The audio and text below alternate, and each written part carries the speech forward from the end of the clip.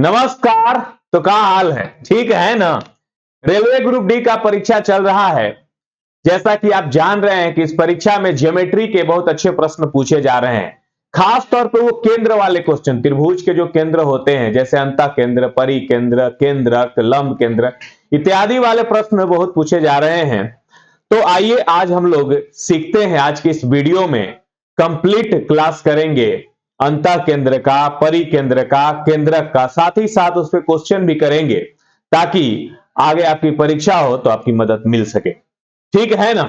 आइए मेरे प्यारे बच्चों, दोस्तों, भाइयों, बहनों, सबसे पहले हम लोग सीखेंगे अंतः केंद्र। क्या सीखेंगे? अंतः केंद्र। अंतः केंद्र क्या होता है? देखो, अंतः केंद्र सीखने से पहले एक चीज जान लो कि अगर कोई त्रिभुज है तो उस त्रिभुज में तीन गो कोण होता है और तीनों कोण को हम बांट सकते हैं। ठीक है, हम थ्योरी शॉर्ट में करते चलेंगे और उसके बाद क्वेश्चन पे हम लोग फोकस करेंगे। ठीक है, शॉर्ट में थ्योरी, अगर थ्योरी बढ़िया से पढ़ाने लगेंगे तो एक चीज के थ्योरी में पूरे 1 घंटा लग जाएगा। हमें सब कुछ पढ़ना है, कम समय में रिवीजन कर लेना है। अंतः केंद्र, ठीक है। अब अंतः केंद्र में हमें सीखना होगा कि त्रिभुज में तीन गो जो कोण होता है, इस तीनों कोण को हम बांट सकते हैं। तीनों कोण को क्या कर सकते हैं? बांट सकते हैं। तीनों कोण का हम एंगल बाइसेक्टर खींच सकते हैं। एंगल बाइसेक्टर कैसे खींचा जाता है? जैसे यहां से ऐसे काटा जाता है, ऐसे काट दिया, ऐसे काट दिया, फिर यहां से ऐसे ऐसे काट दिया, फिर इसको मिला दिया, तो ये एंगल बाइसेक्टर कहलाता है। क्या कहलाता है भाई? Angle bisector. इसी तरह से तीनों कोण का हम एंगल बाइसेक्टर खींच सकते हैं, कोण समद्विभाजक खींच सकते हैं। जैसे इसका मैंने एंगल बाइसेक्टर खींचा, इसका एंगल बाइसेक्टर खींचा, इसका एंगल बाइसेक्टर खींचा। ये तीनों का एंगल बाइसेक्टर एक ही जगह पे मिलता है और जिस जगह पे मिलता है उसे हम लोग अंतः केंद्र कहते हैं, इन सेंटर कहते हैं। अंतः केंद्र क्यों कहा जाता है इसे? क्योंकि अंतः केंद्र इसलिए कहा जाता है क्योंकि इस अंतः केंद्र को अगर केंद्र मान के हम वृत्त खींचेंगे तो ये वृत्त जो है त्रिभुज के तीनों भुजाओं को टच करेगा। क्यों टच करेगा? क्योंकि ये जो केंद्र है तीनों भुजाओं से समान दूरी पर होता है। तीनों भुजाओं से समान दूरी पर होता है, अतः ये जो केंद्र है अंतः केंद्र कहलाता है और यहां से अंतःवृत्त खींचा जाता है।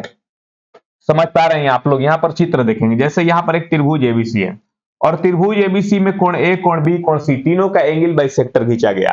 तीनों का एंगल बाइसेक्टर जिस बिंदु पर मिला है उस बिंदु को हम लोग क्या कहते हैं? अंतः केंद्र कहते हैं। तो याद रख सकते हैं कि कोण समद्विभाजक के सगामी बिंदु को अंतः केंद्र कहते हैं। एंगल बाइसेक्टर के कंकरेंसी पॉइंट को अंतः केंद्र कहते हैं। The concurrency point of angle bisector is called in centre. ठीक है, अब आइए अंतः केंद्र के बारे में और भी बहुत सारी बातें हम लोग सीखते हैं। जैसे मेरे प्यारे बच्चों, किसी भी त्रिभुज में अंतः केंद्र खींचेंगे तो अंतःवृत्त भी होगा और अंतःवृत्त होगा तो उस वृत्त की त्रिज्या भी होगा।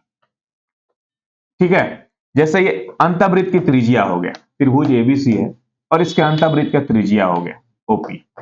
अगर आपसे कोई कहेगा अंतःवृत्त का त्रिज्या बताइए, अंतःवृत्त का त्रिज्या बताइए, तो सिंपल है, याद रख लो कि त्रिभुज का क्षेत्रफल में 2 से गुणा करके त्रिभुज के परिमाप से भाग कर देंगे हम लोग तो अंतःवृत्त का त्रिज्या आ जाएगा। डायरेक्ट हम लोग पॉइंट पे आएंगे हर चीज के, हम कोई चीज प्रूव्ड नहीं करा रहे हैं, डायरेक्ट पॉइंट बता रहे हैं कि ये चीज आप याद कर लो। अंतःवृत्त का त्रिज्या, हाँ प्रूव्ड कराते हैं, उसके लिए फाउंडेशन बैच ज्वाइन कीजिए। ठीक है, गोस्वामी मैथमेटिक्स ऐप पे है। अंतःवृत्त का त्रिज्या त्रिभुज का क्षेत्रफल गुणे 2 बटा त्रिभुज का परिमाप।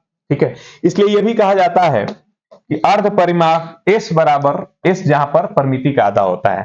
ठीक है, यहां पर जहां डेल बराबर त्रिभुज का परिमाप और एस होता है परिमिति का आधा, यहां डेल बटम एस भी कहा जाता है इसको, या त्रिभुज के क्षेत्रफल गुणे 2 बटम त्रिभुज का परिमाप। अंतःवृत्त के त्रिज्या का फॉर्मूला ऐसे भी लोग कहता है कि डेल बटम एस। इसका मतलब क्या हुआ कि त्रिभुज का क्षेत्रफल बटा में अर्ध परिमाप, या 2 गुणे त्रिभुज का क्षेत्रफल बटा में परिमाप। ठीक है, तो याद रखना है आपको, ऐसे याद रखना है, अंतःवृत्त का त्रिज्या बराबर त्रिभुज के क्षेत्रफल गुणे 2 बटा में त्रिभुज का परिमाप। इसलिए हम यहां से यह भी निकाल लेते हैं कि त्रिभुज का क्षेत्रफल भी निकल जाता है अगर अंतःवृत्त का त्रिज्या दिया रहे तो। त्रिभुज का क्षेत्रफल भी निकल जाता है, क्या भाई? त्रिज्या गुणे परिमाप बटा में 2, त्रिज्या गुणे परिमाप बटा में 2, अर्थात ये भी हम लोग कहते हैं कि त्रिभुज का क्षेत्रफल बराबर होता है त्रिज्या गुणे अर्ध परिमिति, त्रिज्या गुणे अर्ध परिमिति। ठीक है, तो एक बात आप याद रख लेना, त्रिभुज का अंतःवृत्त का त्रिज्या जब भी निकालने को कहा जाए त्रिभुज के क्षेत्रफल गुणे 2 बटा त्रिभुज का परिमाप। और भी बातें हम लोग सीखते हैं मेरे प्यारे बच्चों। ध्यान से सीखना। यहां पर ये इस चीज से क्वेश्चन बहुत आता है। कह दिया जाता है कि एक त्रिभुज एबीसी का अंतः केंद्र ओ है। कह दिया जाएगा परीक्षा में कि एक त्रिभुज एबीसी है, उसका अंतः केंद्र ओ है। तो जैसे ही अंतः केंद्र ओ कहा गया, आप समझ जाना कि कोण बी और कोण सी का एंगल बाइसेक्टर ओ पे मिला है, ए का भी एंगल बाइसेक्टर ओ पर मिला है। जैसे ही कह दिया गया त्रिभुज एबीसी का अंतः केंद्र ओ है, जैसे ही कहा गया त्रिभुज एबीसी का अंतः केंद्र ओ है, तो अंतः केंद्र का मतलब ही होता है कि एंगल बाइसेक्टर का कंकरेंसी पॉइंट, तीनों कोण के कोण समद्विभाजक जहां पर मिलता है उसे अंतः केंद्र कहते हैं। तो जैसे ही कहा गया कि त्रिभुज एबीसी का अंतः केंद्र ओ है, और कहा जाएगा आपसे कि कोण बीओसी का मान बताइए, कोण बीओसी का वैल्यू बताइए, और आपसे कोण ए का वैल्यू दे दिया जाएगा। तो अब सीधे याद रख लो कि 90 डिग्री प्लस तीसरा कोण के आधा, यानी कोण ए का आधा। जैसे पूछ दिया गया कोण बीओसी का मान बताइए, तो कहेंगे 90 डिग्री प्लस कोण ए का आधा। जैसे मेरे प्यारे बच्चों ये 40 डिग्री है और कह दिया जाएगा बीओसी का मान बताइए, तो कहेंगे 90 डिग्री प्लस 40 का आधा, यानी 110 डिग्री। ये याद रखना, ये अंतः केंद्र की स्थिति में होगा। कब? जब ओ अंतः केंद्र रहेगा, तब आप इसे प्रूव भी कर सकते हैं। बी जो होता है इसका आधा होगा, सी जो इसका आधा होगा, फिर त्रिभुज एबीसी तीनों भुजाओं का, तीनों कोणों का योगफल 180 डिग्री होता है, उसके अनुसार बनाएंगे तो ये अपने से आ जाएगा। लेकिन अभी आप सीधे याद रख लेंगे। जैसे यहां पर मान लो ओ अंतः केंद्र है, आपसे पूछ दिया गया बीओसी, तो बीओसी पूछ दिया गया, तो बीओसी का मान होगा 90 डिग्री प्लस ए का आधा। चूंकि बी और सी यहां पर आया है तो ए का आधा होगा। यहां पर देखो ए और सी आया है तो बी का आधा होगा, ए और बी आया है तो सी का आधा होगा। तो बीओसी पूछा गया तो 90 डिग्री प्लस ए का आधा, एओसी पूछा गया तो 90 डिग्री प्लस ए और सी आ गया, बचा कौन? बी का आधा। एओ भी पूछा गया तो 90 डिग्री ए और बी आ गया, तो किसका आधा? सी का आधा। 90 डिग्री प्लस सी का आधा। अर्थात अगर हम इसे भाषा में याद करें तो कहेंगे किसी त्रिभुज में कोण समद्विभाजक के, किसी त्रिभुज में दो कोण के कोण समद्विभाजक के बीच का कोण 90 डिग्री प्लस तीसरे कोण के आधा के बराबर होता है। ठीक है। और जो कोण समद्विभाजक के बीच का कोण कहां बनता है भाई? अंतः केंद्र पर बनता है। इसलिए ऐसा भी कहा जाता है किसी त्रिभुज एबीसी में ओ अंतः केंद्र है। तो ओ अंतः केंद्र का मतलब होगा कि बी और सी का एंगल बाइसेक्टर वहां पे मिला है। तो बी और सी का एंगल बाइसेक्टर ओ पे मिला है, तो कोण बीओसी का मान होगा 90 डिग्री प्लस तीसरे कोण का आधा। क्योंकि बी और सी बांटे हैं तो तीसरा कोण बचा कौन? सी, तो सी का आधा। ठीक है, याद रख लेना। तो बीओसी का वैल्यू क्या होगा? 90 डिग्री प्लस कोण ए का आधा। एओसी का वैल्यू क्या होगा? 90 डिग्री प्लस, एओसी का वैल्यू क्या होगा भाई? 90 डिग्री प्लस बी का आधा। एओबी क्या होगा भाई? तो 90 डिग्री प्लस सी का आधा। ठीक है, एओबी क्या होगा भाई? 90 डिग्री प्लस सी का आधा। ठीक है, तो ये याद कर लेना है। और भी कुछ बातें हम लोग सीखते हैं अंतः केंद्र पे, उसके बाद अंतः केंद्र पे हम लोग क्वेश्चन भी करेंगे। ठीक है, तो क्वेश्चन कहां है?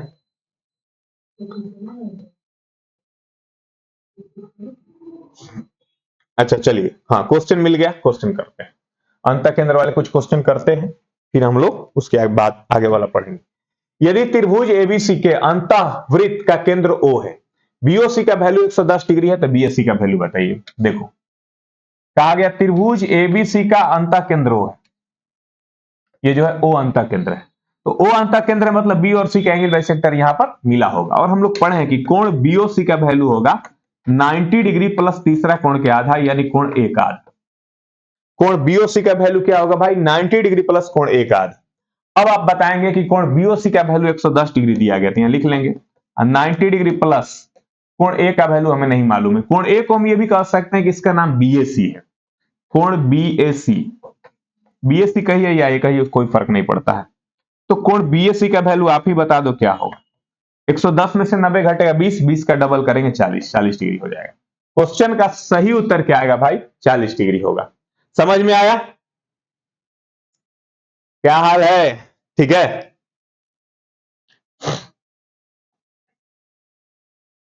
चलिए आगे बढ़ते हैं मेरे प्यारे बच्चों, मेरे प्यारे भाइयों। दूसरा क्वेश्चन, यदि आई त्रिभुज एबीसी का अंतः केंद्र है, बी आई सी बराबर 135 डिग्री, तो एबीसी का वैल्यू बताइए। सेम क्वेश्चन है, सेम क्वेश्चन है भाई, बस नाम बदल गया। त्रिभुज एबीसी है, आई हो गया अंतः केंद्र, आई अंतः केंद्र है, और बी आई सी का वैल्यू 135 डिग्री है, तो हम ए का वैल्यू बताना है। जल्दी बनाना है तो 135 में से सीधे 90 घटाओ और डबल कर दो। ठीक है, तो ये होगा 45 दूनी के 90, 90 डिग्री, यानी सीधे हो जाएगा एक समकोण। कोणे का वैल्यू निकालना है ना हमें।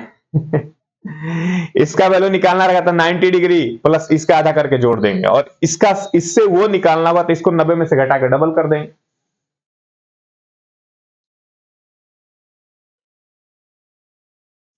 चलो आगे बढ़ते हैं। एबीसी कैसा त्रिभुज है? तो समकोण त्रिभुज है, क्योंकि एक कोण 90 डिग्री है। यदि आई त्रिभुज एबीसी का अंतः केंद्र है, कोण ए 68 डिग्री, तो बीआईसी का वैल्यू बताओ। यार तुम बना लेना, बीआईसी तो 90 डिग्री प्लस तीसरा कोण के आधा यानी 68 के आधा, 34 डिग्री, 4 9 3 12 124। अब बने रहिए, हम लोग सब पढ़ेंगे, अंतः केंद्र, परिकेंद्र, लंब केंद्र सब पढ़ने वाले। कहा गया माना कि ओ त्रिभुज एबीसी का अंतः केंद्र है, माना कि ओ त्रिभुज एबीसी का अंतः केंद्र है, और डी त्रिभुज एबीसी की भुजा बीसी पर एक बिंदु है जिसमें ओडी लंब बीसी। यदि बीओडी का वैल्यू 15 डिग्री है, यदि बीओडी का वैल्यू 15 डिग्री है तो एबीसी का वैल्यू बताइए। कहा गया माना ओ त्रिभुज एबीसी का अंतः केंद्र है, डी त्रिभुज एबीसी की भुजा बीसी पर एक बिंदु है, ओडी लंब बीसी, बीओडी का वैल्यू 15 डिग्री है तो एबीसी का वैल्यू बताइए। बड़ा बढ़िया क्वेश्चन आ गया, ध्यान से सीखना। हाँ, एक त्रिभुज एबीसी पहले आप बना लो, बना लिया त्रिभुज एबीसी। अब कहा गया डी त्रिभुज एबीसी के भुजा पर, बीसी भुजा पर एक बिंदु है, डी यहां पर एक बिंदु दे देना, और जिसमें कहा गया कि त्रिभुज एबीसी का अंतः केंद्र है, ओ जो है त्रिभुज एबीसी का अंतः केंद्र है, तो पहले ओ बना लेते हैं। ओ अंतः केंद्र, अंतः केंद्र क्या होता है? एंगल बाइसेक्टर के कॉन्करेंसी पॉइंट, ठीक है, ओ अंतः केंद्र है, ठीक है। डी त्रिभुज एबीसी के भुजा बीसी पर एक बिंदु है, डी जो है बीसी पर एक बिंदु है, ठीक है, जिसमें ओडी लंब बीसी, ओडी जो है बीसी पर लंब है, ओडी, ये ओडी बीसी पर लंब है। फिर आगे कहा गया बीओडी का वैल्यू 15 डिग्री, बीओडी इसका वैल्यू दिया गया 15 डिग्री, गुड। तो कहा गया एबीसी का वैल्यू बताइए, हमें इस कोण का मान निकालना। देखो कितना इजी क्वेश्चन। अब ध्यान से देखो, यहां पर एक त्रिभुज बना है, ये कोण 15 डिग्री है, और दिया गया है कि ये लंब है, ये लंब है तो ये 90 डिग्री हो जाएगा। अब ये 90 डिग्री हो जाएगा, यहां पर एक त्रिभुज बना है जिसमें ये अकेले 90 डिग्री ले लिया, तो बाकी के 90 डिग्री में ये दोनों लेगा, क्योंकि त्रिभुज के तीनों कोणों का योग 180 डिग्री होता है, जिसमें 90 डिग्री अकेले ये ले लिया, तो बाकी के 90 डिग्री में ये दोनों को हमें देना होगा। तो 15 डिग्री इसके हिस्सा में गया, तो 75 डिग्री इसके हिस्सा में जाएगा, 75 डिग्री इसके हिस्सा में, तो पूरे का मान हो जाएगा 75 दूनी के 150। ठीक, सर जी 75 दूनी के 150 क्यों किए?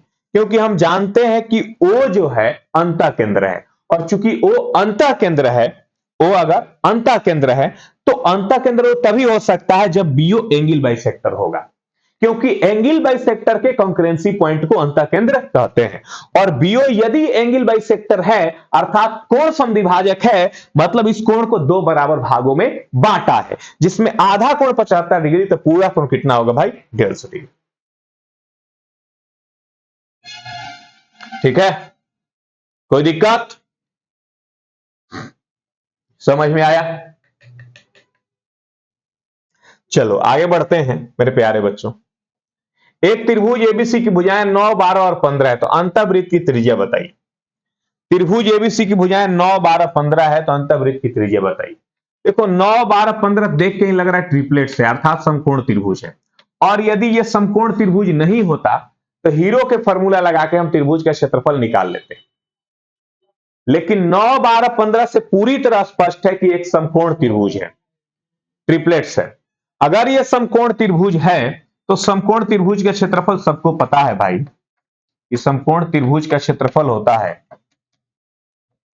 हाफ आधार गुणे ऊंचाई, हाफ 9 गुणे 12, 15 तो हाइपोटेनस होगा, 15 क्या हो जाएगा? हाइपोटेनस, इसलिए 9 और 12 लेंगे, तो ये हो जाएगा 6 9 14। अब हम निकालेंगे अंतःवृत्त का त्रिज्या। अंतःवृत्त के त्रिज्या का हम लोग फॉर्मूला पढ़े हैं, त्रिभुज का क्षेत्रफल गुणे 2, अब बट्टा में त्रिभुज की परिमिति। त्रिभुज की परिमिति निकालना है तो जोड़ देंगे, 9 2 11 5 16 के 6, हाथ में लगाए 1 1 2 1 3 36। ठीक है, अब 9 चौके 36, 9 छक्का 54, 2 दूनी के 4, 2 तिहाई 6, तो अंतःवृत्त की त्रिज्या हमारा आ चुका है 3 सेंटीमीटर। समझ में आया? तो अंतःवृत्त का त्रिज्या आ गया 9 12 15, जिसका भुजा दिया गया। तो मान लो ये 9 12 15 ट्रिपलेट्स बना रहा है, अगर नहीं बनाता तो हम हीरो के फॉर्मूला का यूज करके त्रिभुज का क्षेत्रफल निकालते हैं। क्योंकि ये ट्रिपलेट बना रहा है तो हम आराम से समकोण त्रिभुज की फॉर्मूला यूज कर लिए। ठीक है, चलो आगे बढ़ते हैं हम लोग अगले प्रश्न की ओर। 6 नंबर क्वेश्चन पे आते हैं। यदि एक त्रिभुज की भुजाओं की लंबाई 4:5:6 है, त्रिभुज के अंतःवृत्त की त्रिज्या 3 है, तो सबसे बड़ी भुजा को आधार मानकर उस त्रिभुज की ऊंचाई कितनी होगी? कहा गया एक त्रिभुज के भुजाओं के लंबाई का रेशियो 4:5:6 है, त्रिभुज के अंतःवृत्त की त्रिज्या 3 सेंटीमीटर है, तो सबसे बड़ी भुजा को आधार मानकर त्रिभुज की ऊंचाई क्या होगी? अब मेरे प्यारे बच्चों मान लेते हैं ये त्रिभुज है और इसके भुजा ये 4 है, ये 5 है, ये 6। तो त्रिभुज के क्षेत्रफल निकालना है हमें, तो हम यूज करेंगे आधार गुणे ऊंचाई। लेकिन थोड़ा ध्यान देंगे, हमें क्या कहा गया, सबसे बड़ी भुजा को आधार मानकर उस त्रिभुज की ऊंचाई क्या होगी? तो सबसे बड़ी भुजा ये है और इसको आधार मान देंगे तो इस पे डाला गया ऊंचाई ये हो, तो हमें यही एच निकालना है। सबसे बड़ी भुजा को आधार मानकर उस पे ऊंचाई निकालना है, ये एच हमें निकालना है। 4, 5, 6 हमें मालूम है। आप इसको 4 के, 5 के, 6 के भी मान सकते हैं। अब सोच रहे होंगे सर जी ये तो मीटर में नहीं है, रेशियो दिया था, अब 4, 5, 6 क्यों लिख लिए सीधे? तो आप मान लो 4x, 5x, 6x या 4 के, 5 के, 6 के, उससे कोई फर्क नहीं पड़ेगा। तो हमने मान लिया। अब आप बताइए त्रिभुज के क्षेत्रफल निकालने का जो मैंने फॉर्मूला बताया था, तो एक तो मैंने बताया था आपको त्रिभुज के क्षेत्रफल निकालने का कि अंतःवृत्त का त्रिज्या गुणे परिमाप का आधा, अंतःवृत्त का त्रिज्या गुणे परिमाप का आधा, यह त्रिभुज का क्षेत्रफल होता है। और एक आप सदियों से जानते आ रहे कि हाफ गुणे परपेंडिकुलर गुणे हाइपोटेनस, हाफ गुणे बेस गुणे, सॉरी, हाफ गुणे बेस गुणे हाइपोटेनस, बेस गुणे, सॉरी, बेस गुणे परपेंडिकुलर आ रहे हैं, आधार गुणे ऊंचाई, हाफ आधार गुणे ऊंचाई। ठीक है, आप ये पढ़ते आ रहे हैं बचपन से कि हाफ आधार गुणे ऊंचाई। एक अभी आप सीखें कि अंतःवृत्त की त्रिज्या गुणे परिमिति का आधा, अंतःवृत्त की त्रिज्या गुणे अर्ध परिमाप। तो भाइयों बहनों अगर हम लोग इसको चलें हाफ गुणे बेस, तो बेस कितना है 6 के, और परपेंडिकुलर कितना है भाई, तो h।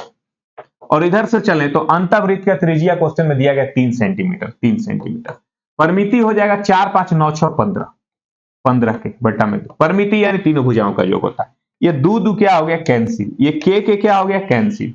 ठीक है, ये 3 दूनी के 6, 2h बराबर 15, तो h का वैल्यू आएगा 15 का आधा 7.5 सेंटीमीटर, 7.5 सेंटीमीटर हमारा उत्तर आ चुका है। ठीक है, स्पष्ट है पूरी तरह से, कोई दिक्कत?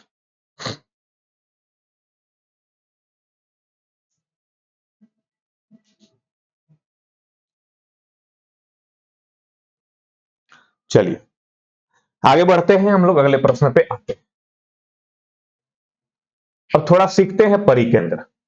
देखो परिकेंद्र सीखने से पहले आपको मैं एक बात बता दूं, एक वर्ड होता है जिसे हम लोग कहते हैं लंब सम द्विभाजक, इंग्लिश में इसको बोलते हैं परपेंडिकुलर बाइसेक्टर। ये लंब सम द्विभाजक क्या होता है?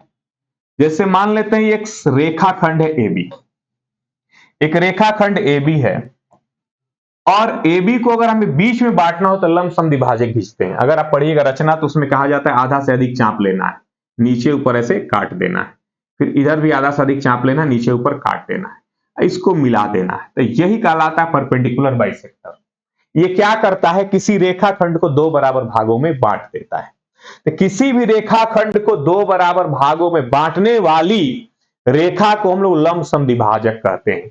लंब सम द्विभाजक का क्या काम है भाई, कि अगर पूरा रेखाखंड 20 सेंटीमीटर है, ये 2 भागों में बांट देगा, 10 इधर 10 इधर। ठीक है, ये हो गया लंब सम द्विभाजक। अब कहेगा सर जी लंब सम द्विभाजक क्यों बताए? क्योंकि हमें पढ़ना है परिकेंद्र, और किसी भी त्रिभुज में 3 भुजा होता है और तीनों भुजा जो है एक रेखाखंड का काम करेगा। अब तीनों भुजा का लंब सम द्विभाजक खींचा जा सकता है। जैसे हमने BC का लंब सम द्विभाजक खींचा, लंब सम द्विभाजक यानी 90 डिग्री पे 2 बराबर भाग में बांटा, इसको 90 डिग्री पे 2 बराबर भाग में हमने बांटा, ये लंब सम द्विभाजक हो गया।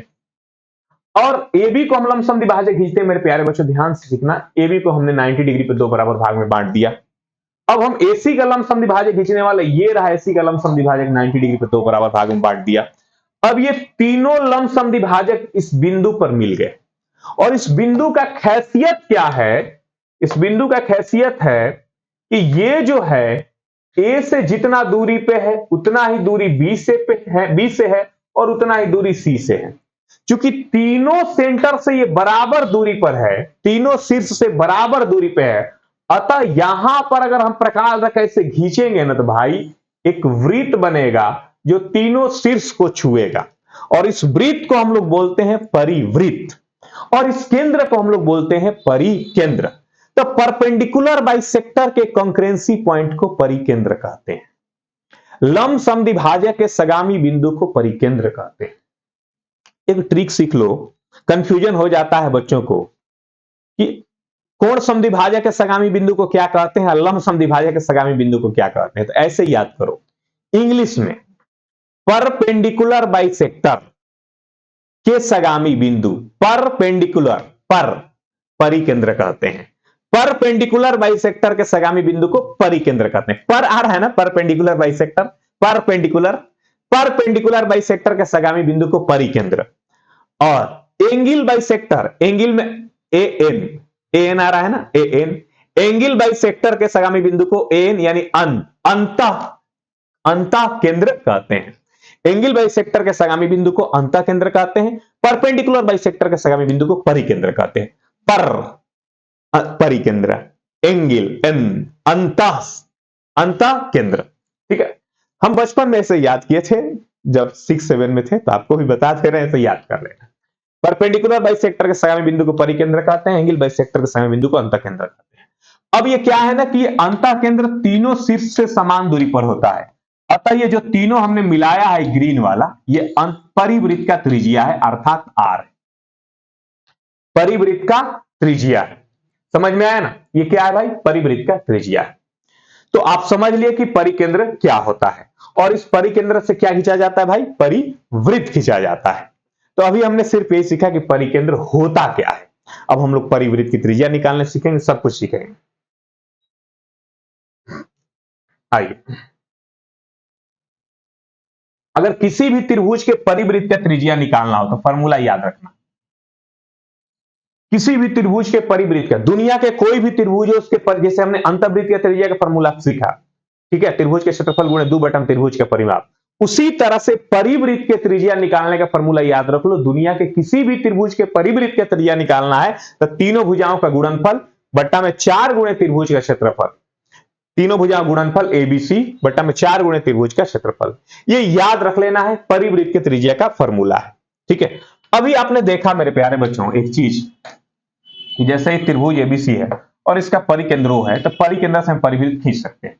तो सोचो अगर हमने परिवृत्त खींच लिया, अब थोड़ा सा विचार करो, अगर ये केंद्र है, ये दोनों क्या हो जाएगा, रेडियस हो जाएगा। ठीक है, अब तुम त्रिभुज और भुज को थोड़ा देर के लिए भूल जाओ, ठीक है, थोड़ा देर के लिए इस त्रिभुज को क्या करो, तुम भूल जाओ,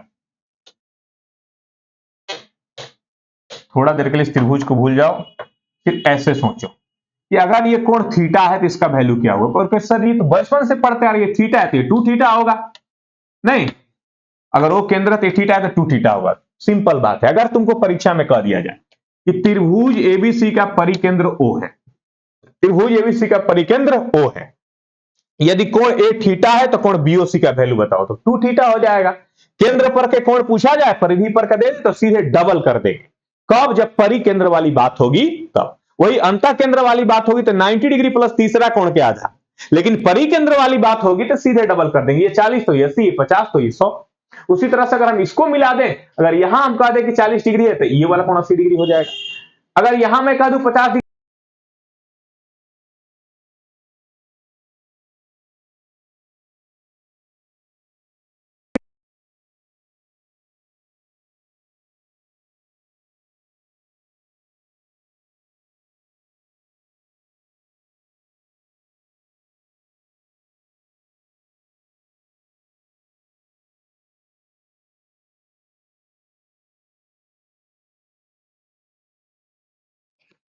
किसी त्रिभुज एबीसी का, यही चीज को घुमा के कह दिया जाएगा, किसी त्रिभुज एबीसी का परिकेंद्र O है, किसी त्रिभुज एबीसी का परिकेंद्र O है, कोण A का वैल्यू थीटा है, तो BOC का वैल्यू बताइए तो 2 थीटा होगा।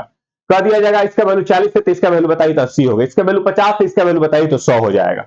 बात समझ में आ रहा है कि नहीं आ रहा है? ठीक है, तो समझ लेना इस बात को। आगे हम लोग बढ़ते हैं, ध्यान से सीखना है।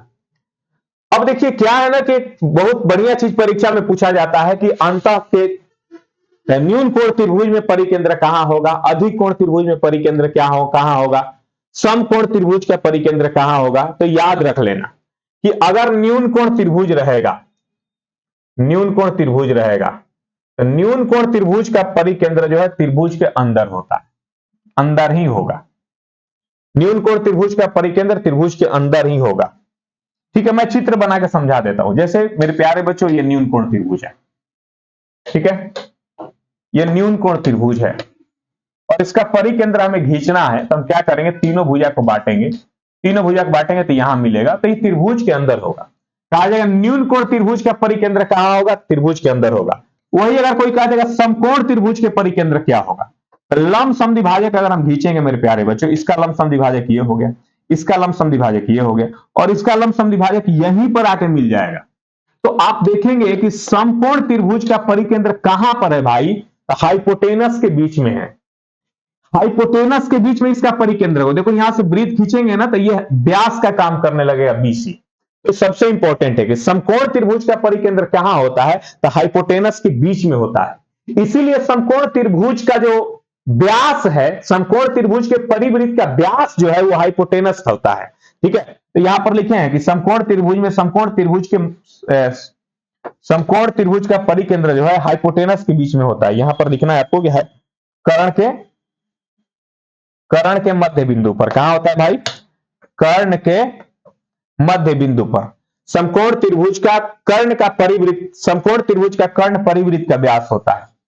समकोण त्रिभुज में जो हाइपोटेनस है इसके परिवृत्त के व्यास का काम करता है। इसीलिए अगर आपसे पूछा जाएगा कि समकोण त्रिभुज के परिवृत्त का त्रिज्या क्या होगा, तो सीधे हाइपोटेनस का आधा कर देना। जैसे आपसे किसी ने कहा किसी समकोण त्रिभुज की भुजाएं 5, 12 और 13 है, तो उसके परिवृत्त का त्रिज्या क्या होगा, तो सीधे 13 का आधा कर देंगे 6.5। लेकिन ये सिर्फ समकोण त्रिभुज में लगेगा। समकोण त्रिभुज का जो कर्ण होता है, हाइपोटेनस होता है, उसके परिवृत्त का व्यास होता है। उसके परिवृत्त के क्या होता है, व्यास। जैसे एग्जाम में पूछा गया किसी समकोण त्रिभुज की समकोण बनाने वाली भुजाएं 7 और 24 है, तो उसके परिवृत्त का त्रिज्या क्या होगा। तो समकोण बनाने वाली भुजाएं यानी लंब और आधार 7 और 24 है, तो कर्ण 25 हो जाएगा। कर्ण 25 हो जाएगा तो परिवृत्त का त्रिज्या 25 का आधा 12.5 हो जाएगा। तो समकोण त्रिभुज में परिवृत्त का त्रिज्या कर्ण के आधा होता है। ठीक है, और यह भी पूछा जाएगा कि समकोण त्रिभुज का परिकेंद्र कहां होता है, तो कर्ण के मध्य बिंदु पर होता है।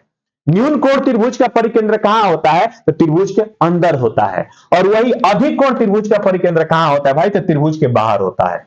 अधिक है, पता चल नहीं रहा है कि अधिक है, बड़ा है, ज्यादा है, तो बाहर निकल जाएगा। जैसे ये अधिक कोण त्रिभुज है, इसमें तीनों भुजा को बांटेंगे, इसको बांटे, इसको बांटे, इसको बांटे, तो बाहर जाके मिलेगा, तो बाहर जाके मिलेगा। इसीलिए अधिक कोण त्रिभुज का परिकेंद्र त्रिभुज के कहां होता है, बाहर होता है।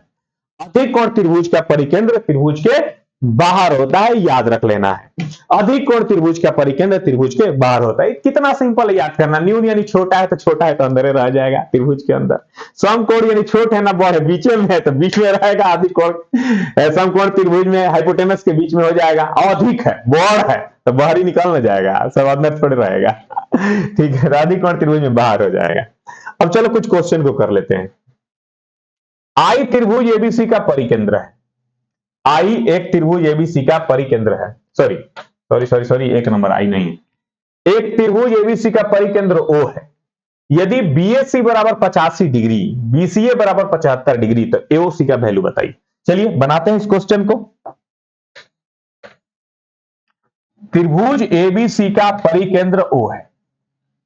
त्रिभुज एबीसी का परिकेंद्र O है। त्रिभुज एबीसी का परिकेंद्र O है। बीएसी का वैल्यू 85 डिग्री है। बीएसी का वैल्यू 85 डिग्री है। बीसीए का वैल्यू 75 डिग्री है भैया। बीसीए का वैल्यू 75 डिग्री है। तो कहा गया एओसी का वैल्यू बताओ। एओसी, इस कोण का मान हमें निकालना है, एओसी। अच्छा ये बताओ 85 और 75 मिलके होगा कितना, 160। 8 7 15, 5 5 10, 116, 160। 160 होगा तो इसके हिस्सा में आएगा 20 डिग्री। 85 और 75 मिलकर 160 होगा तो इसके हिस्सा में 20 डिग्री आएगा। अब ये कोण 20 डिग्री है तो इस पूरे कोण का वैल्यू कितना होगा? 40 डिग्री, क्योंकि केंद्र पर के कोण परिधि पर के कोण का डबल होता है। कब? जब परिकेंद्र रहेगा तब। यही अंतः केंद्र आता था भाई, 90 डिग्री प्लस 20 के आधा करके जोड़ते 100 आ जाता है। समझ रहे हो ना? परिकेंद्र है इसलिए सीधे डबल, ये 20 तो ये हो जाएगा 40। ठीक है, आगे बढ़ते हैं। दूसरा, यदि किसी त्रिभुज का परिकेंद्र उससे बाहर हो तो कैसा त्रिभुज होगा? बाहर है मतलब बड़ा है भाई, अधिक है, अधिक रहेगा तभी तो बाहर जाएगा। कम रहेगा तो अपने खा पी के लोग उड़िया देता है, कोई चीज अधिक रहता है तो बाहर जाके बांट देता है। तो सिंपल सा बात है, अधिक कोण त्रिभुज का परिकेंद्र त्रिभुज के बाहर, न्यून कोण त्रिभुज का परिकेंद्र त्रिभुज के अंदर, समकोण त्रिभुज का परिकेंद्र हाइपोटेनस के बीच में। तीसरा, 3 4 5 सेंटीमीटर लंबी भुजाओं वाले त्रिभुज के परिवृत्त का त्रिज्या बताइए। 3 4 5 समकोण त्रिभुज होता है, ये आपको पता होगा, नहीं पता है तो पता रहना चाहिए। ठीक है, हाइपोटेनस 5 हो गया, 5 का आधा सीधे अढ़ाई हो। 3 4 5 समकोण त्रिभुज है, ट्रिपलेट्स है, सबसे पहला ट्रिपलेट्स यही होता है। चलो आगे बढ़ते हैं। यदि एस त्रिभुज एबीसी का परिकेंद्र है, कोण ए बराबर 50 डिग्री, तो बीसीएस का वैल्यू बताइए कितना होगा? चलिए भाई, त्रिभुज एबीसी बना लेते हैं। त्रिभुज एबीसी का परिकेंद्र एस है, ठीक है, कोण ए का वैल्यू 50 डिग्री है, तो कहा गया बीसीएस का वैल्यू क्या होगा? बीसीएस का वैल्यू क्या होगा? ठीक है, त्रिभुज एबीसी का परिकेंद्र ए है, ए 50 डिग्री है, तो बीसीएस का वैल्यू क्या होगा? कितना आसान क्वेश्चन है। ये परिकेंद्र है, ये परिकेंद्र है, तो परिकेंद्र से क्या खिंचाता भैया? परिवृत्त। और ये 50 है तो ये सीधे क्या होगा? 100। अब सोचो कि अगर ये परिकेंद्र O है तो ये दोनों त्रिज्या होगा, ये R तो ये भी R। अतः यहां पे जो त्रिभुज बना, ये समद्विबाहु त्रिभुज बना। समद्विबाहु त्रिभुज बना, इसकी दो भुजाएं आपस में बराबर हैं। समद्विबाहु त्रिभुज किसे कहते हैं? जिसका दो भुजाएं आपस में बराबर होता है। तो बराबर भुजा के संगत कोण भी बराबर होता है, यानी ये 100 अकेले तो ये दोनों कोण भी बराबर होगा। तो भैया 100 अकेले ले लिया, 180 में से तो बचा 80, 80 बचा तो दोनों को आधा आधा बांट दो, इसके हिस्सा में 40, इसके हिस्सा में 40। अब हमें निकालना क्या है? बीसीएस, तो 40 डिग्री हो गया आंसर। 40 डिग्री, बीसीएस कितना आया? 40 डिग्री आया। समझ में आ रहा है? चलो आगे बढ़ते हैं और ध्यान लगाते हैं।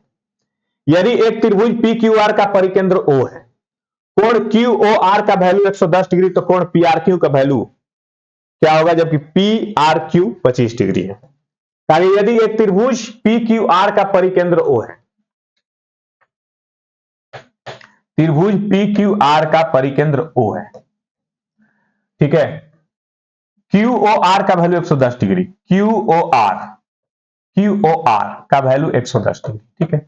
तो पी आर क्यू का वैल्यू क्या होगा? पी आर क्यू किया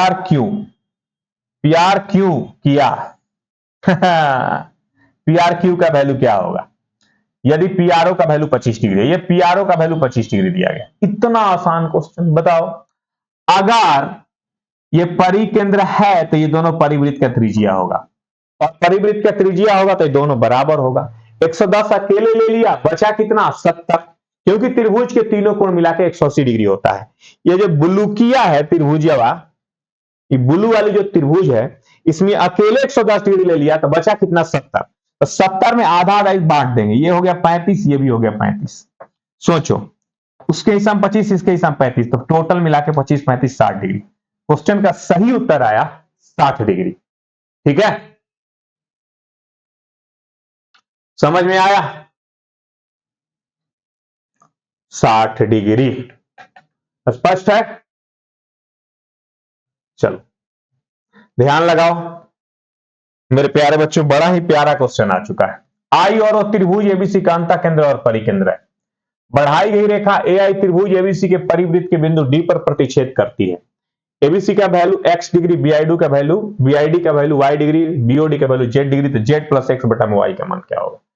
देखो बड़ा बढ़िया क्वेश्चन आ गया। आई और ओ त्रिभुज एबीसी के अंतः केंद्र और परिकेंद्र है, चलो पहले तो बना लो तुम त्रिभुज एबीसी, उसके बाद देखते हैं क्या है, फरिया लेंगे सब। नहीं, आई और ओ त्रिभुज एबीसी के अंतः केंद्र और परिकेंद्र है, तो अंतः केंद्र ऐसा बनाओ कि तीनों भुजा से समान दूरी पर लगे, ठीक है। ये मान लो आई हो गया, आई और ओ अंतः केंद्र और परिकेंद्र, ये आई हो गया। ओ को ऐसे बनाओ कि तीनों सिर से समान दूरी पर लगे, मान लेते हैं कि ओ हो गया। आई और ओ अंतः केंद्र और परिकेंद्र है, ठीक है।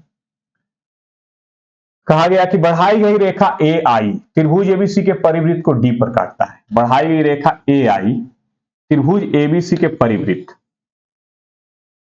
त्रिभुज एबीसी के परिवृत्त को डी पर काटता है, ठीक है। यदि एबीसी का वैल्यू एक्स डिग्री, एबीसी इसका वैल्यू एक्स डिग्री है, बी आई डी का वैल्यू वाई डिग्री है, बी आई डी भी दे दिया, लो B I D, B I D इसका वैल्यू वाई डिग्री, ठीक है। और बीओडी का वैल्यू जेड डिग्री, लो ये भी दे दिया, बीओडी ये भी दे दिया, बीओडी का वैल्यू जेड डिग्री। तो जेड प्लस एक्स बटा में वाई का वैल्यू क्या होगा, जेड प्लस एक्स बटा में वाई का वैल्यू क्या होगा। अब थोड़ा ध्यान से सीखोगे तब समझ में आएगा। इस चाप को देखो, इस चाप को देखो तुम, इस चाप बीडी से केंद्र पर कोण बना है जेड डिग्री। एक रूल होता है किसी भी चाप से, जैसे ये चाप हो गया, ये केंद्र हो गया, अगर मान लो यहां जेड डिग्री कोण बनाता है, तो इस चाप से हम कहीं भी अगर कोण बनाए, यहां से इधर बना दे, इधर बना दे, इधर बना दे, इधर बना दे, कहीं भी बना दे, तो ये जो सारे कोण है इस जेड के आधा होंगे, जेड बाई 2 होंगे, क्योंकि इसी चाप से केंद्र पर कोण जेड बना है। तो एकांतर खंड, एकांतर खंड मतलब इतना दूर छोड़ के, अल्टरनेट सेक्टर यहां से यहां तक कहीं भी हम कोण बनाएंगे तो इस जेड का आधा बनेगा। ये जेड है तो इसमें कहीं भी कोण बनाए तो जेड बाई 2 बनेगा, ये भी जेड बाई 2, ये भी जेड बाई 2, ये भी जेड बाई 2, ये भी जेड बाई 2, ये भी जेड बाई 2, कहीं भी कोण बनाएंगे तो आधा बनेगा। तो यहां पर थोड़ा ध्यान से देखना मेरे प्यारे बच्चों, अगर ये चाप यहां पर जेड बना रहा है, अगर ये चाप यहां पर जेड बना रहा है, तो परिधि पर अगर हम इसी चाप से लेके जाएं तो यहां क्या बनेगा, जेड बाई 2 बनेगा, जेड बाई 2 बनेगा। ये जेड है, नीचे वाला 2 है, जेड बाई 2 बनेगा। अब थोड़ा एक और बात ध्यान से सीखो कि ये जो ब्लू है, ये जो ब्लू वाला है, ये एंगल बाइसेक्टर है और ये पूरा कोण x दिया गया है, तो आधा कोण क्या होगा, x बाई 2। अब क्वेश्चन बन गया, सर जी कैसे बन गया, देख लो मैं बता रहा हूं कैसे बन गया, ठीक है। इसमें से कोई अलग कलर लेता हूं जो बाकियों से भिन्न हो, ठीक है, चलो मिलता जुलता ही सब। अब यहां पर देखो मेरे प्यारे बच्चों, यहां पर एक त्रिभुज बना है, इस त्रिभुज में ये कोण जेड बाई 2 है और ये कोण x बाई 2 है और ये बहिष्य कोण है। इस भुजा को आगे बढ़ाएंगे तो बहिष्य कोण बनेगा। बहिष्य कोण का मान सुदूर अंतः कोण के योग के बराबर होता है। तो जेड बाई 2 एक्स बाई 2 बराबर होगा किसके, y के। जेड बाई 2 एक्स बाई 2 का योगफल y के बराबर होगा, तो ये हो जाएगा जेड प्लस एक्स बटा में 2 बराबर y। हम कह सकते हैं कि जेड प्लस एक्स बराबर 2y, ये हो जाएगा जेड प्लस एक्स बट्टा में y, इधर आएगा, इधर क्या बचेगा 2। बस जेड प्लस एक्स बट्टा में y का वैल्यू निकालना है, जो कि हमारा आंसर आ चुका है 2। बढ़िया क्वेश्चन था ये, ठीक है। ऐसा मत सोचना ग्रुप डी में इतना हार्ड आएगा, आएगा, ग्रुप डी को हल्का में मत लेना, ग्रुप डी में एक ही परीक्षा होता है, ठीक है, इसलिए बढ़िया क्वेश्चन पूछता है।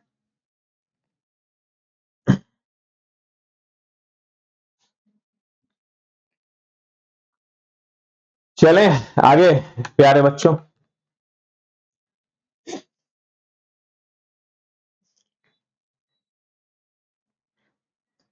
हो गया। नेक्स्ट आगे बढ़ते हैं। अब नया चीज सीखते हैं हम लोग, माध्यिका और केंद्रक। देखो माध्यिका, इसके नाम में ही इसका काम छुपा हुआ है। हमारे तरफ अगर पूरब से कोई आता है तो कहते हैं पूरब के आदमी, उत्तर के आदमी। उसी तरह से माध्यिका का नाम है माध्यिका, यानी मध्य में जाई का, मध्य में जौन जाई वो माध्यिका कहलाई। माध्यिका का खासियत क्या होता है कि वो जहां से चलता है वहीं से निशान बैठा लेता है कि हमको पीछे में जाना है। खड़ा जाना है कि 90 डिग्री पे जाना है कि 20 डिग्री पे जाना है कि 40 डिग्री पे जाना है, उसको इससे मतलब नहीं है।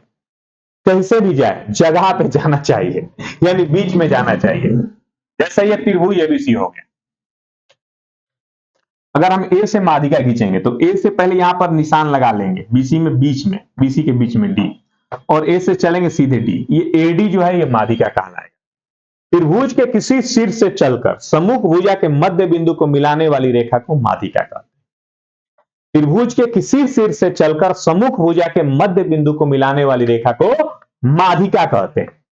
त्रिभुज के किसी शीर्ष से चलकर सम्मुख भुजा के मध्य बिंदु को मिलाने वाली रेखा को माध्यिका कहते हैं। माध्यिका मतलब बीच में जाई का। त्रिभुज के किसी शीर्ष से चलकर सम्मुख भुजा के मध्य बिंदु को मिलाने वाली रेखा को माध्यिका कहते हैं। दिस इज माध्यिका, एडी इज माध्यिका। अंडरस्टैंड? अब माध्यिका का खासियत क्या है, चूंकि बीच में है तो जितना बीडी होगा उतना ही डीसी होगा, बीडी और डीसी बराबर होगा। ठीक है, तो माध्यिका जो है बीच में जाता है, तो यहां पर लिखा गया बीडी और सीडी, और दोनों किसका आधा होता है, बीसी का। अब क्या है ना कि माध्यिका निकालने का एक फॉर्मूला होता है। जैसे यहां पर माध्यिका एडी तुमको निकालना है तो हाफ, अब देखो ये दोनों भुजा पे माध्यिका नहीं खिंचा है तो दोनों का डबल करो, स्क्वायर करके डबल करो, 2ab square plus 2ac square, और उसमें से घटा देंगे bc स्क्वायर। तो ये माध्यिका निकालने का फॉर्मूला हो गया, ab स्क्वायर ac स्क्वायर। ठीक है, देखो यहां पर मैंने लिख दिया है 2b square 2c square a square, ये a स्क्वायर घट गया। जैसे मेरे प्यारे बच्चों ध्यान से देखना, अगर मैं यहां से माध्यिका खींच दूं abc और ये bp हमें निकालना, bp माध्यिका है, तो हाफ करेंगे रूट अंडर 2ab स्क्वायर, ठीक है, प्लस 2bc स्क्वायर, और उसमें से घटा देंगे ac स्क्वायर। त्रिभुज के तीनों भुजा अगर दे दिया जाए और कहा जाए इस भुजा पे माध्यिका की लंबाई क्या होगा, तो आप ऐसे निकाल सकते हैं। तो माध्यिका निकालने का आपने फॉर्मूला याद कर लिया, अगर निकालने को कहा जाएगा तो डायरेक्ट आप फॉर्मूला लगा करके निकाल सकते हैं। किसी त्रिभुज के तीनों भुजा दिया रहे और माध्यिका पूछा जाए कि इस भुजा पर माध्यिका कितना होगा, तो आप आसानी से बना सकते हैं। अब आइए माध्यिका के बाद हम लोग आते हैं केंद्रक। क्या आते हैं, केंद्रक। केंद्रक को हम लोग गुरुत्व केंद्र भी कहते हैं, सेंटर ऑफ ग्रेविटी भी होता है। त्रिभुज के सेंटर ऑफ ग्रेविटी केंद्रक ही होता है। सेंटर ऑफ ग्रेविटी का मतलब क्या होता है, जहां पर हम उंगली रख के चीजों को बैलेंस कर सके, सारा वेट जो है उस वहां पे आ जाए। फिजिक्स में पढ़े होंगे सेंटर ऑफ ग्रेविटी। हाँ, एक बार एसएससी की परीक्षा में यह भी पूछा गया था, किसी त्रिभुज के किस शीर्ष पे उंगली रख करके हम उसे बैलेंस कर सकते हैं। अंतः केंद्र, परिकेंद्र, केंद्रक आया था ऑप्शन में, तो आंसर केंद्रक होगा, क्योंकि वही सेंटर ऑफ ग्रेविटी होता है। ठीक है, अब ध्यान से सीखना केंद्रक क्या होता है। क्योंकि त्रिभुज है तो त्रिभुज में 3 गो माध्यिका हम खींच सकते हैं। जैसे हमने खींचा एडी, हमने खींचा बीई और हमने खींचा सीएफ। तो ये जाके जहां पर मिला यही होता है सेंटर ऑफ ग्रेविटी, केंद्रक। तो केंद्रक मतलब माध्यिका के सगामी बिंदु को केंद्रक कहते हैं।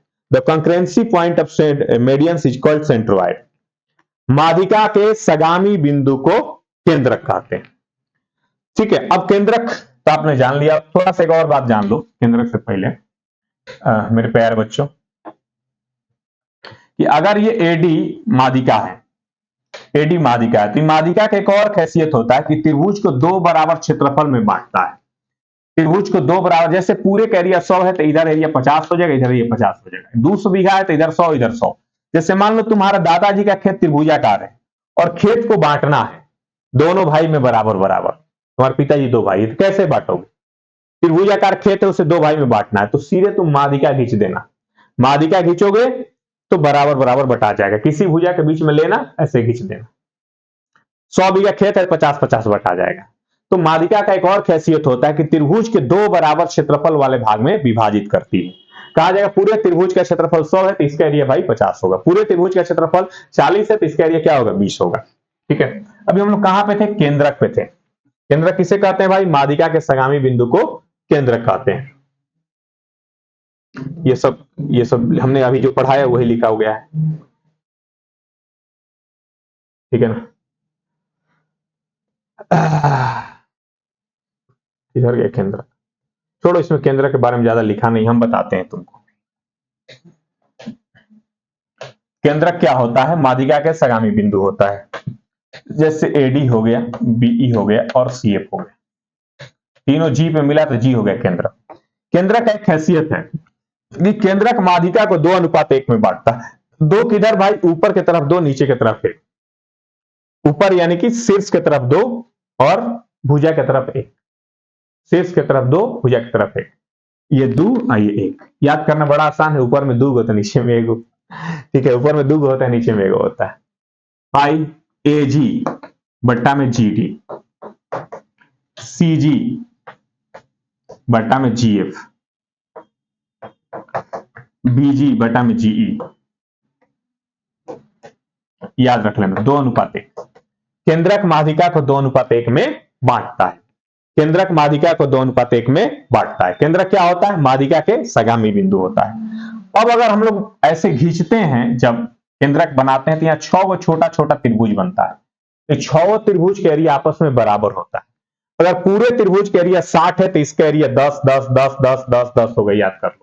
पूरे त्रिभुज का एरिया अगर 120 है तो इसका एरिया 20 20 20 20 20 20 होगा। सबका एरिया बराबर होगा। वही बात यहां पे लिखा गया है। Area of AGF, area BGF, AGF, A G F, AGF, ठीक है, बीजीएफ, बीजीएफ। ये जो 6 त्रिभुज छोटा छोटा बना है उसी का ये नाम है। 6 त्रिभुज का एरिया बराबर होगा और पूरे त्रिभुज एबीसी के एरिया के 6वां हिस्सा के बराबर होगा। जैसे पूरे त्रिभुज के एरिया 60 है तो 10 10 10 10 हम कर देंगे। ठीक है, तो कभी कभी आपके परीक्षा में ये पूछ दिया जाएगा पूरे त्रिभुज का एरिया 60 है तो डीजीसी का एरिया बताइए, तो सीधे कहेंगे 10 हो जाएगा। कभी कहा जाएगा ना ये पूरा चतुर्भुज का एरिया बताइए, यहां पर 2 त्रिभुज ले लेगा, कहेंगे 10 10 मिला के 20 हो जाएगा। ठीक है, तो याद रख लेना इस बात को।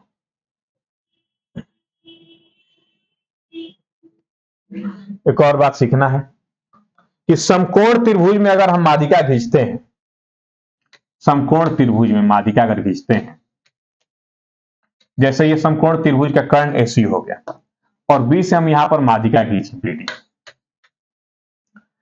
समकोण त्रिभुज एबीसी में बीडी माध्यिका खींचे तो ये जो माध्यिका है कर्ण के आधा होगा। समकोण त्रिभुज में कर्ण पर खींची गई माध्यिका कर्ण के आधा होता है। अगर ये 40 है भाई तो माध्यिका है तो ये बीच में हो जाएगा, ये 20, ये 20। अब ध्यान से सीखना, थोड़ा सा पहले मैंने एक बात बताया था कि कर्ण के बीच में अगर कोई बिंदु लेते हैं तो परिकेंद्र हो जाता है। कर्ण के बीच में अगर कोई बिंदु लेते हैं तो क्या हो जाता है? परिकेंद्र। चूंकि ये परिकेंद्र तो यहां से परिवृत्त खिंचाएगा। हमने कर्ण के बीच में लिया माध्यिका खींचने के लिए, ठीक है, कर्ण के बीच में लिया, लेकिन ये हो गया क्या भाई? परिकेंद्र। क्या हो गया? परिकेंद्र। अब चूंकि ये परिकेंद्र हो गया तो यहां से हम परिवृत्त खींच सकते हैं। परिवृत्त खींच देंगे तो ये रेडियस हो जाएगा और रेडियस बराबर होता है, ये 20 होगा तो ये भी क्या हो जाएगा? 20 होगा। इसीलिए कहा गया कि कर्ण पे अगर हम माध्यिका खींचते हैं बीडी, समकोण त्रिभुज में अगर कर्ण पे माध्यिका खींचेंगे तो कर्ण के आधा होगा। वही बात हमने लिखा है, समकोण त्रिभुज की माध्यिका, समकोण त्रिभुज की माध्यिका जो कर्ण पर खींची जाती है वो कर्ण की आधी होती है। समकोण त्रिभुज की माध्यिका जो कर्ण पे खींची जाती है वो कर्ण की आधी होती है। बाकी त्रिभुज के लिए हमने फॉर्मूला लगाया ही आपको, ठीक है, फॉर्मूला बताया ना किसी भी त्रिभुज के लिए, half into root under 2b² plus 2c² minus a²। A पर अगर माध्यिका खींचेंगे तो, अब कर्ण पे माध्यिका खींचेंगे तो सीधे कर्ण का आधा हो जाएगा। ठीक है, अब एक और बात सीख लो। कभी कह दिया जाए तुमसे कि किसी त्रिभुज की तीनों माध्यिका दी गई, किसी त्रिभुज के तीनों माध्यिका दी गई है, त्रिभुज का क्षेत्रफल निकालिए। तीनों माध्यिका दे करके त्रिभुज का क्षेत्रफल पूछ दिया जाए तो इसका कोई फॉर्मूला नहीं होता है कि तीनों माध्यिका दे दिए त्रिभुज के क्षेत्रफल निकालना, कोई फॉर्मूला नहीं होता। लेकिन मैं बता रहा हूं आपको फॉर्मूला। आप क्या कर लेना कि माध्यिका को भुजा मान लेना। जैसे मैंने माध्यिका दे दिया 5 12 13, कह दिया किसी त्रिभुज की माध्यिका है 5 12 13, किसी, उठा के दिखा दीजिए, किसी त्रिभुज की माध्यिका है 5 12 13, किसी त्रिभुज की माध्यिका है 5 12 13, तो त्रिभुज का क्षेत्रफल ज्ञात करें। त्रिभुज का क्षेत्रफल ज्ञात करें। तो भाइयों बहनों हम 5 12 13 को भुजा मान लेंगे, भूल जाएंगे कि माध्यिका है, भुजा मान के क्षेत्रफल निकाल लेंगे। जैसे निकालना, हीरो के फॉर्मूला लगा के निकालना हो या हाफ आधार गुणे ऊंचाई लगा के निकालना हो, क्योंकि 5 12 13 समकोण त्रिभुज है तो हाफ आधार गुणे ऊंचाई हो जाएगा, हाफ गुणे 5 गुणे 12 30 हो जाएगा। अब इसमें हम गुणा कर देंगे 4/3 से, तो माध्यिका से माध्यिका वाला त्रिभुज का क्षेत्रफल निकल जाएगा। तो हम क्या करेंगे? 4/3 गुणे माध्यिका को भुजा मानकर बने त्रिभुज का क्षेत्रफल। अगर त्रिभुज के तीनों माध्यिका दिया रहे और हमसे पूछा जाए त्रिभुज का क्षेत्रफल निकालिए, तो माध्यिका को हम भुजा मान के त्रिभुज का क्षेत्रफल निकाल लेंगे और उसमें 4/3 से गुणा कर देंगे।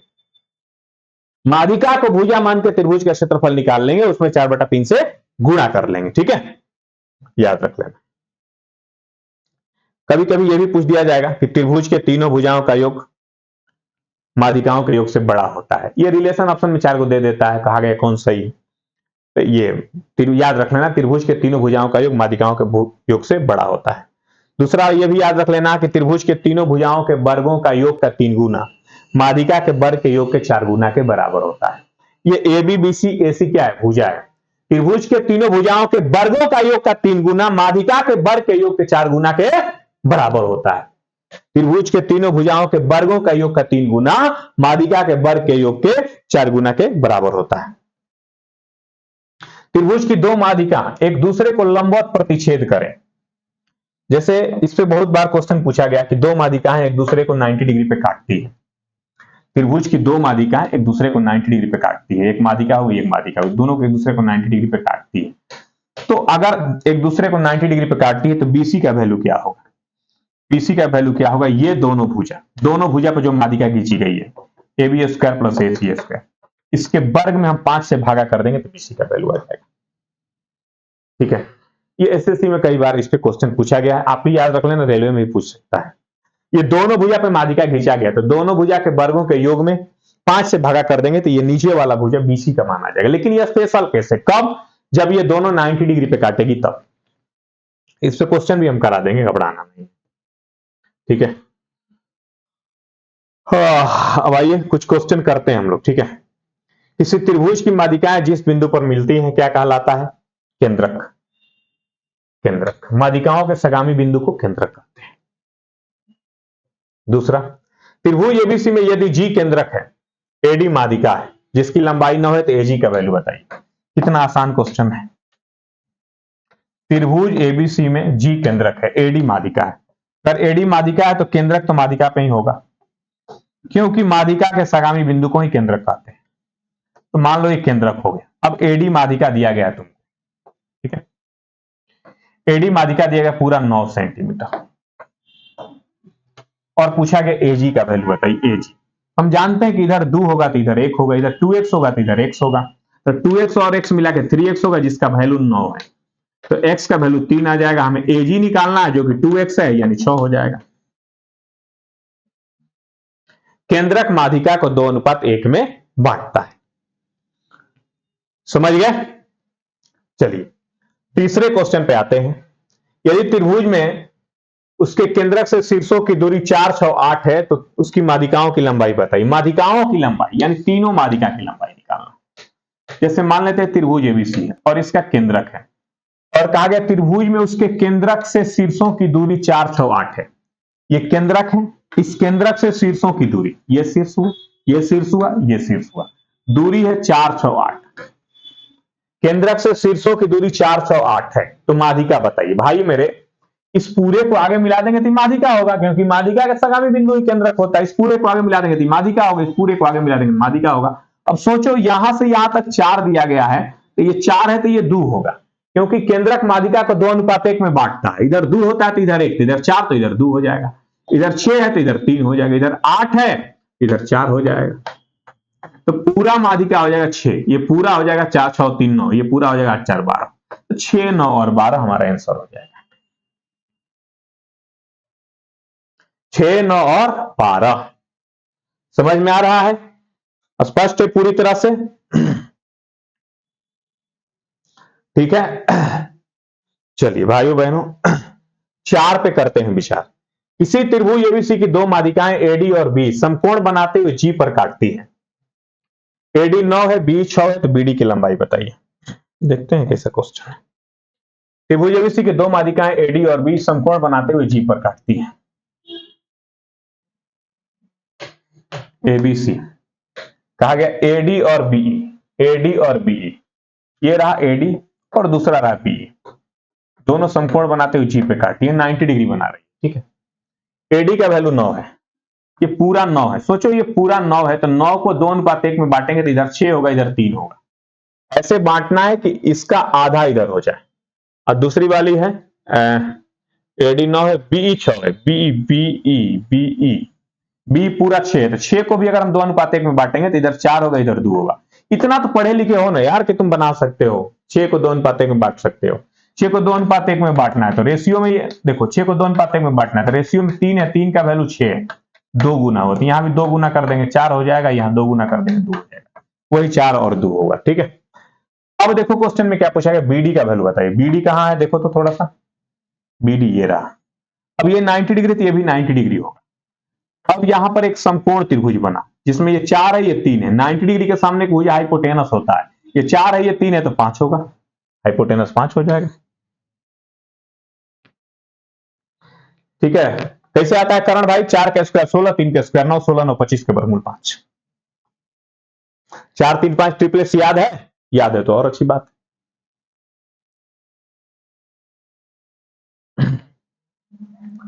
चलो आगे आते हैं 5। यदि बी और सी त्रिभुज एबीसी की दो माध्यिकाएं, जी उनका प्रतिच्छेद बिंदु है, ईएफ तथा एजी का प्रतिच्छेद बिंदु ओ है, तो एओ अनुपात ओजी बताइए। बहुत ही शानदार क्वेश्चन आपके बीच में देखने को मिला है। बी और सी एफ त्रिभुज एबीसी की माध्यिकाएं, ये हो गया बीई, ये हो गया सीएफ। ठीक है, सीएफ थोड़ा माध्यिका जैसा नहीं लग रहा है, माध्यिका मतलब बीच में होना चाहिए। ये गया बीच में, ये भी गया बीच में। चलो भैया, बीई और सीएफ माध्यिकाएं, बीई और सीएफ माध्यिकाएं, जी उनका प्रतिच्छेद बिंदु है, जी उनका प्रतिच्छेद बिंदु है, तो एओ अनुपात ओजी का वैल्यू बताइए। ईएफ तथा एजी का प्रतिच्छेद बिंदु है, ईएफ तथा एजी का प्रतिच्छेद बिंदु ओ है, ये दोनों का प्रतिच्छेद बिंदु ओ है, तो एओ अनुपात ओजी निकालना है। निकालना क्या है थोड़ा ध्यान से सीखना, एओ अनुपात ओजी, ये दोनों का हमें रेशियो निकालना है। एकदम आसान है। ठीक है सर जी, कैसे आसान है? देखो ये तो जान रहे हो ना कि ये दोनों बीच में, क्यों बीच में? क्योंकि माध्यिका है भाई, बीच में जाता है, तो ये x होगा तो पूरा 2x हो जाएगा, सिंपल सा बात। अगर ये y है तो पूरा 2y हो जाएगा, क्योंकि बीच में जा रहा है। दोनों तरफ यदि बीच में जाएगा तो ये दोनों पैरेलल हो जाएगा। थेल्स थ्योरम से, थेल्स जी कहा गए थे, किसी त्रिभुज में एक भुजा के समानांतर खींची गई रेखा शेष भुजाओं को समान अनुपात में बांटती है, और थेल्स थ्योरम का इनवर्स कहता है कि अगर समान अनुपात में बांटेगी तो पैरेलल होगी। ये पैरेलल हो गया, अर्थात ये छोटा वाला त्रिभुज जो चुनमुनिया त्रिभुज है, बड़े वाले त्रिभुज का समरूप होगा। छोटा वाला त्रिभुज बड़े वाले त्रिभुज का क्या होगा? समरूप होगा। तो समरूप होगा यानी बड़का का भुजा 2x तो छोटा का भुजा x, बड़का का भुजा 2y तो छोटका का भुजा y, तो बड़का के माध्यिका अगर 50 तो छोटका के माध्यिका 25, माध्यिका भी आधा होगा। समरूप मतलब क्या? सब कुछ आधा। अगर इस पूरे का माध्यिका, अगर पूरे का माध्यिका हम 2 मान लें, तो इस त्रिभुज के माध्यिका ये कहलाएगा यहां से यहां तक, तो ये हो जाएगा 1। अब दूसरी बात यहां पे ध्यान दो, ये है केंद्रक G। ठीक है, अच्छा 2 नहीं मानते, थोड़ा सा कॉम्प्लिकेटेड हो जाएगा, कैलकुलेशन मिस्टेक हो जाएगा, कैलकुलेशन मतलब हार्ड हो जाएगा, 2 पर भी बन ही जाएगा। एक काम करते पहले यहां से शुरू करते हैं। G अगर केंद्रक है, केंद्रक है अगर, तो ये यहां से लेकर यहां तक अगर 2 है तो ये 1 होगा। केंद्रक माध्यिका को 2:1 में बांटता है, तो पूरा माध्यिका 3 हो गया, पूरा माध्यिका 3 हो गया। बड़े वाले त्रिभुज के माध्यिका 3, तो छोटे वाले त्रिभुज की माध्यिका 1.5 हो जाएगा, क्योंकि छोटा त्रिभुज बड़ा त्रिभुज समरूप होता है। छोटे वाले त्रिभुज की माध्यिका 1.5 हो जाएगा, पूरे माध्यिका 3 तो छोटे वाले त्रिभुज की माध्यिका 1.5 हो जाएगा, अर्थात एओ का वैल्यू 1.5 हो जाएगा। लेकिन एओ से काम नहीं चलेगा, हमें ओजी भी निकालना है। तो ओजी कैसे निकलेगा भाई? यहां से यहां तक 2 है, जिसमें एओ 1.5 है, तो ओजी कितना होगा? 0.5 हो जाएगा। अब आराम से हम निकाल लेंगे एओ अनुपात ओजी, 1.5 अनुपात 0.5 यानी 3:1। अब ध्यान से सीखना भाई, क्योंकि हमने शुरू में ही मान लिया ये 2 तो ये 1, क्योंकि ये केंद्रक है, केंद्रक माध्यिका को 2:1 में बांटता है। यहां से लेकर यहां तक 2 तो यहां से लेकर यहां तक 1, ये 2:1 हो गया, तो पूरा माध्यिका 3 हो गया। पूरा माध्यिका 3 हो गया, बड़े वाले त्रिभुज की माध्यिका 3 तो छोटे वाले त्रिभुज की माध्यिका 1.5, छोटे वाले त्रिभुज की माध्यिका 1.5, यहां से यहां तक 1.5, यहां से यहां तक 2 है, जिसमें 1.5 ये हो गया, तो इधर 0.5 हो जाएगा, 3:1। समझ में आया? कोई दिक्कत? ठीक है, चलो आगे बढ़ जाते हैं। एक त्रिभुज की तीनों माध्यिकाओं की लंबाई 9, 12, 15 है तो त्रिभुज का क्षेत्रफल बताइए। मैंने कहा था कि अगर तीनों माध्यिका की लंबाई दे दिया जाए और आपसे त्रिभुज का क्षेत्रफल पूछ लिया जाए तो कुछ मत करना, मान लेना कि त्रिभुज का भुजा है। अगर यह त्रिभुज का भुजा है तो इसका क्षेत्रफल क्या होगा? तो त्रिभुज का भुजा 9, 12, 15 है, मतलब समकोण त्रिभुज बनाएगा। समकोण त्रिभुज बनेगा तो त्रिभुज का क्षेत्रफल होगा हाफ गुणे 9 गुणे 12, 9, 12, 15 ट्रिपलेट्स है, 3, 4, 5 का रेशियो है, 3, 4, 5 ट्रिपलेट्स होता है। अब ये त्रिभुज का क्षेत्रफल आ गया, लेकिन ये उस त्रिभुज का क्षेत्रफल आया जिसका भुजा ये है, लेकिन ये भुजा नहीं है, माध्यिका है। अतः इसमें हमें गुणा करना होगा 4/3 से।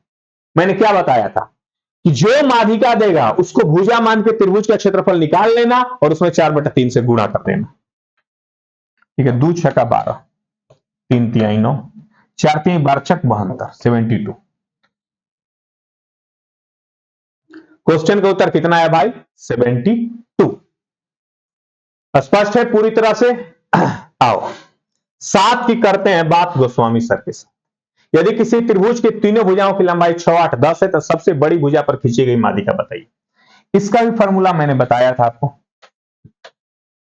सबसे बड़ी भुजा पे माध्यिका खींचना है तो इसका लंबाई निकालना था हाफ रूट अंडर, ये दोनों का डबल का स्क्वायर, डबल मान स्क्वायर का डबल, 2 गुणे 6 स्क्वायर प्लस 2 गुणे 8 स्क्वायर माइनस इसका स्क्वायर जिसमें माध्यिका नहीं खींचा गया। ठीक है, हाफ गुणे 36 दूनी के 72, 64 दूनी के 128, 72 प्लस 128 माइनस 10 का स्क्वायर, यहां 100 होता है। 72 128 मिला के 200, 200 में 100 हो जाएगा, 100 100 के वर्गमूल 50, 25 आंसर है। 100 के वर्गमूल 10, 5 आंसर, 5 सेंटीमीटर।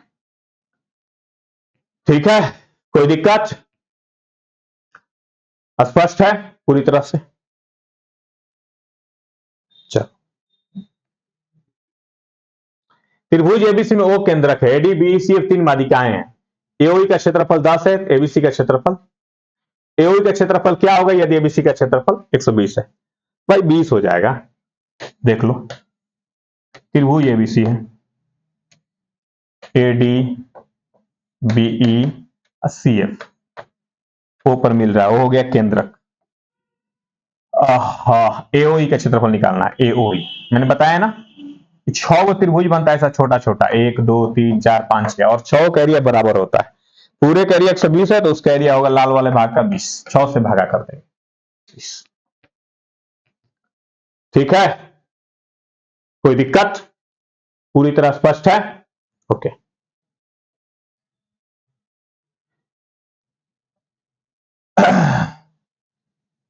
त्रिभुज एबीसी की माध्यिकाएं सीडी और बीओ पर काटती हैं तो ओडीई और एबीसी का क्षेत्रफल का रेशियो बताइए। त्रिभुज एबीसी की माध्यिकाएं सीडी तथा बीई परस्पर ओ पर काटती है। चलो भैया, त्रिभुज एबीसी की माध्यिकाएं सीडी और बीई ओ पे काटती है तो ओडीई, ओडीई कहां गया?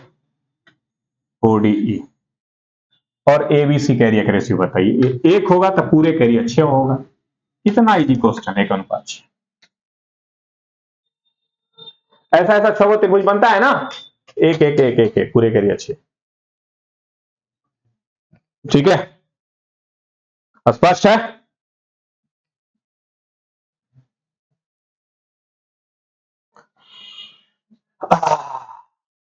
यहां 20 होगा। उसी तरह का ये भी क्वेश्चन है।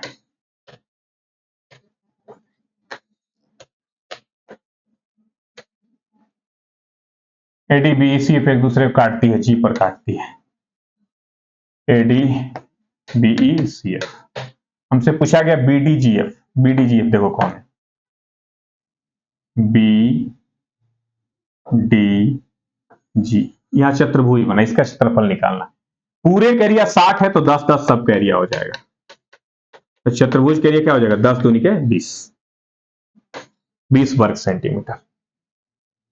ठीक है, स्पष्ट है?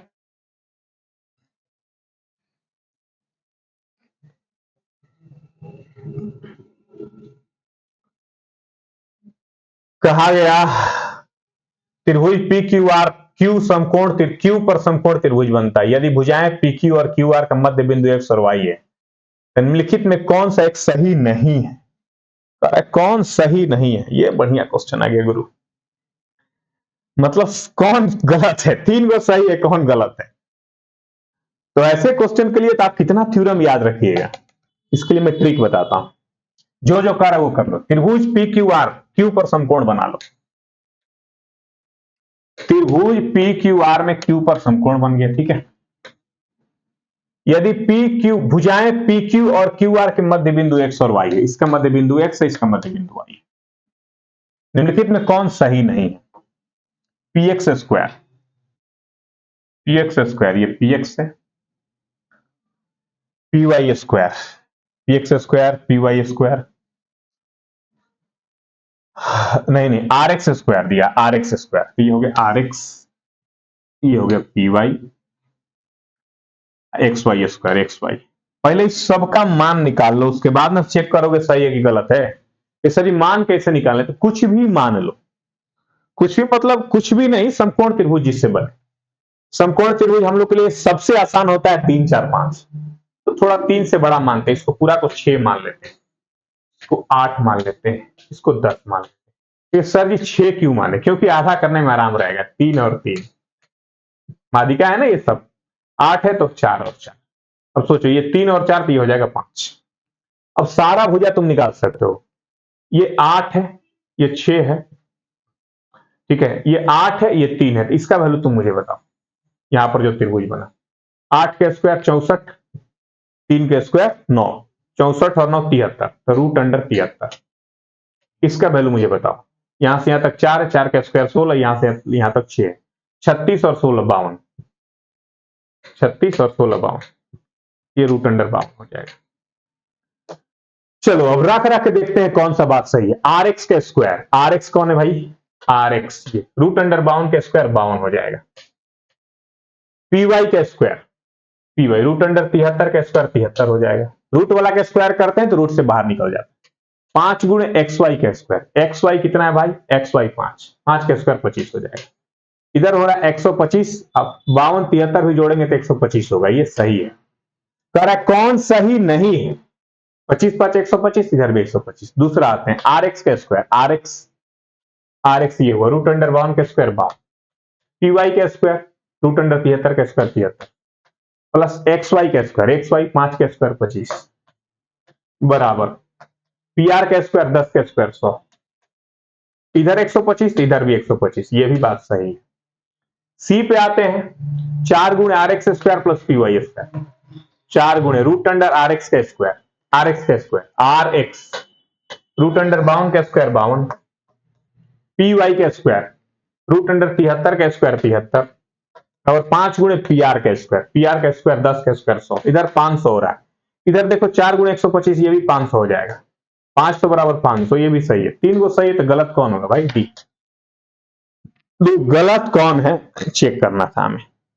तो इस तरह के अगर क्वेश्चन है ना, कौन सही नहीं है, तो कुछ कुछ वैल्यू रख लो, वाजिब वैल्यू रख लो, चेक कर लो, इतना थ्योरम सिद्ध करोगे, ठीक है। चलो आज यही तक रखते हैं। उम्मीद करते हैं कि मादिका वाले प्रश्न आपको बहुत बढ़िया से समझ में आया होगा। बहुत सारी शुभकामनाएं, खूब बढ़िया से एग्जाम दीजिए और सेलेक्ट होइए, ठीक है। विशेष किसी भी तरह के कोर्स के लिए आप जुड़ सकते हैं गोस्वामी मैथमेटिक्स ऐप पर। किसी भी कंपटीशन में मैथमेटिक्स का तैयारी करना चाहते हैं तो हर तरह का मैथमेटिक्स के कोर्स हमारे ऐप पर उपलब्ध है। जय हिंद, मिलते हैं फिर अगले लेक्चर।